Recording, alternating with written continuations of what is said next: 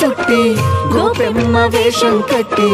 ముంగోల చేత బట్టి వచ్చెనమ్మా నవమోహన జీవన వరమిచ్చెనమ్మా ఇకపై ఇంకెప్పుడు నీ చేయి విడిచి వెళ్ళనని చేతిలోన చేసి ఒట్టేసెనమ్మా